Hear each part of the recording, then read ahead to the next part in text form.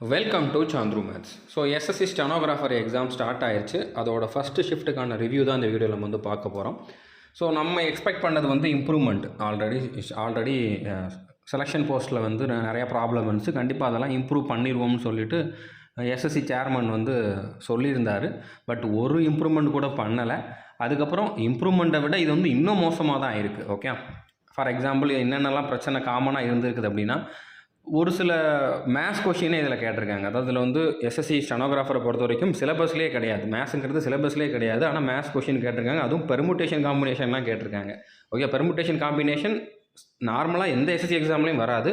ஸ்டெனோவில் maths கொஷினே வரக்கூடாது, அதில் permutation combination வேறு கேட்டிருக்காங்க. Okay, out of syllabus questions நிறையா வந்திருக்கு. ஒரு கொஷினெல்லாம் வந்து பார்த்திங்கன்னா 3 ஆப்ஷன் தான் இருந்திருக்கு. 4 ஆப்ஷன் இருக்கிறதுக்கு பதிலாக 3 ஆப்ஷன் தான் இருந்திருக்கு.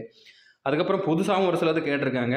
நம்ம சென்னையில் வந்து அந்தளவுக்கு டெக்னிக்கல் இஷ்யூஸ் எதுவும் இல்லை அப்படிங்கிற மாதிரி நம்மளோட ஸ்டூடெண்ட்ஸ் ஒரு சிலர் சொல்லியிருக்காங்க. பட் இருந்தாலும் அட்டன் பண்ணிட்டு வந்த நீங்கள் எல்லாருமே வந்து கமெண்ட் பண்ணி சொல்லுங்கள். மற்ற எல்லா சென்டர்லேயுமே வந்து வேறு எதுவும் ப்ராப்ளம் இருந்துச்சு அப்படிங்கிறத வந்து கமெண்ட் பண்ணி சொல்லுங்கள்.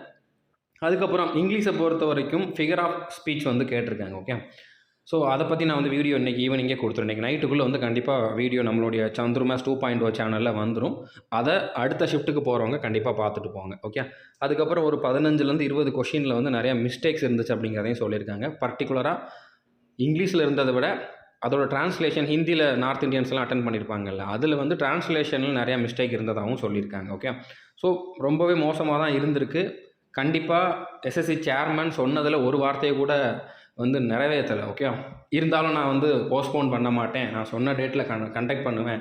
அதில் மட்டும் ஸ்ட்ராங்காக இருக்கிற ஒரு டிபார்ட்மெண்ட் வந்து அவங்களோட செயலில் அதை வந்து காட்டணும். ஓகே, பிடிவாதம் பிடிக்க வேண்டியதுதான். பட் அதுக்காக எதுவுமே சரியில்லாமல் நான் வந்து அதை பண்ணுவேன்னு பண்ணுறது வந்து கரெக்டு கிடையாது. ஓகே, இதனால் நிறைய பேரோட லைஃப் வந்து பாதிக்கப்பட்டிருக்கு.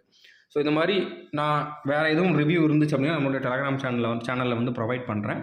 ஸோ ஓவராலாக வந்து பார்த்திங்கன்னா ரொம்பவே வந்து டிசப்பாயிண்டிங்கான ஒரு எக்ஸாம் தான் வந்து கண்டக்ட் பண்ணியிருக்காங்க. சொன்னதை எதுவுமே வந்து பண்ணலை. ஸோ சிம்பிளாக சொல்லணும் அப்படின்னா ஒரு டேஸும் பிடுங்கலை அப்படிங்கிறத நம்ம வந்து சொல்லணும். ஓகே, ஸோ எஸ்எஸ்சிக்கு வந்து என்ன பண்ணால் உரைக்கும் அப்படிங்கிறது தெரியலை. ஸோ அபினய் சர்மா சாருமே வந்து இன்றைக்கி நைட்டு வந்து நான் உங்களுக்கு என்ன பண்ணலாம் அப்படிங்கக்கூடிய வீடியோ போடுறேன்.